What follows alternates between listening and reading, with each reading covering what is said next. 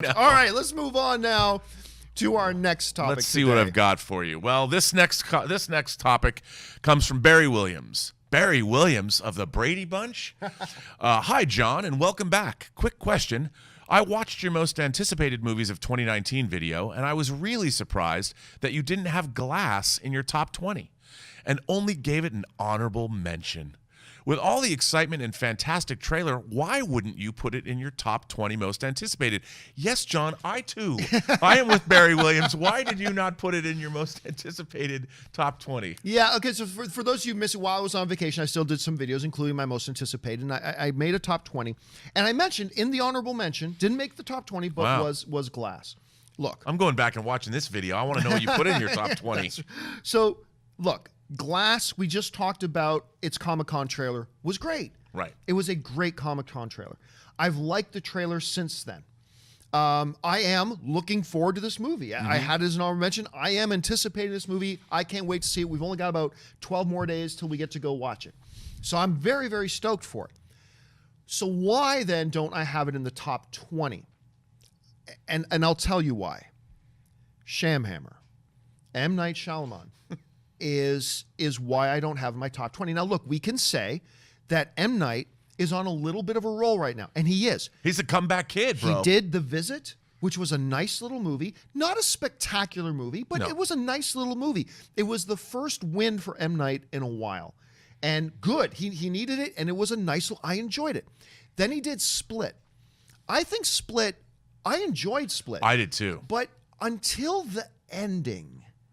I've talked to a lot of people that were like, yeah, I thought Split was okay, and then the ending happened, and it's a good movie. Split's a good movie. So I'm excited about Glass. But here's the thing.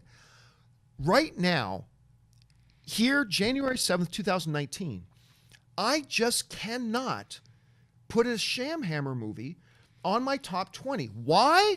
Because of this. Look, if you let's call Signs... Let's call Signs a push, okay? I know there's a lot of people who didn't like Signs. I did like Signs, okay? I thought Signs was great, but I know there's a lot of people who don't. Fine. Let's call that a push.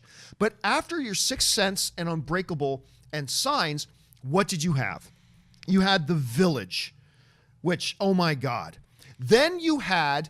I've got my unholy trinity of the three worst wide-release big Hollywood films of all time, which is Catwoman, Battlefield Earth, and Highlander 2. I'm telling you what, if there was a fourth spot on that list, it would be the abysmal dumpster fire Sin Against Humanity, Later in the Water, one of the worst motion pictures ever made in history. How did he follow that up? He followed it up with The Killer Trees, with The Happening. The trees are going to kill us. He followed that up with The Happening. And then he puts out this movie that the trailers looked pretty good. And looked like The Last Airbender was coming out. Trailers looked pretty good. We're like, oh, maybe the Shamhammer's back. One of the most despised and hated movies of all time. And then he did, what was the name of the one with Will Smith? Was it After Earth? After Earth, right? A movie that a lot of you didn't even realize he directed because his name was so much in the mud, they hid the fact that he directed it. And that movie was terrible and awful as well. You're going to ask me, John, why isn't an M. Night Shyamalan in your 20 most anticipated movies of the year list? I'll tell you why. The Village, Lady in the Water, The Happening, The Last Airbender, and After Earth. How can you put a movie directed by this guy you're talking to? Now, look. Man, I'm sold. That is a very compelling argument. Now, let me say this, though. Let me say this. I do want to restate, though, that his last couple of films have actually been pretty good. I know a lot of you haven't seen The Visit with Catherine Hahn, by the way, is in that. And I love Catherine Hahn. It is a nice little low budget film that he went and did, and I thought he did a really nice job with it. Split, again, I think is not. He's got 2 wins under his belt in a row, and the trailers for this one look really good. But trailers can always look good to bad movies, and I'm just saying I need more than 2 modest, nice little wins in a row to overcome the stench of one of the worst streaks in cinematic history that the Shamhammer gave us. Am I saying this movie can't be good? Not at all. It's still in my honorable mentions of most anticipated. But you're asking me why I can't crack my top 20? Shamhammer. Shamhammer. It's got to prove me wrong. I would like to offer, though, an alternative point of view. I'd love to hear it. For the Shamhammer. He had a tremendous ego. You know, he yes, made he did. Sixth Sense, he made Unbreakable, then he made the Signs. What was the Time magazine had? The next Spielberg. The next Spielberg. I mean, he look, he was riding high, and his ego, I think, got the best of him. He thought he could do no wrong. After watching The Happening, I'm like, what? And I even liked the script. But yeah. So what did he do? He went back to Jason Blum. Yes, and he went which back is a to great move. Low budget roots. I mean, a lot Yep. of filmmakers would never do what he did. He goes to Jason Blum. He makes The Visit for Blumhouse. Nice little film. And then he makes Split, which is basically a small contained film that mostly takes place in a couple of rooms. Yeah. Not a lot of money there. Great performance from James McAvoy and Miss Joy.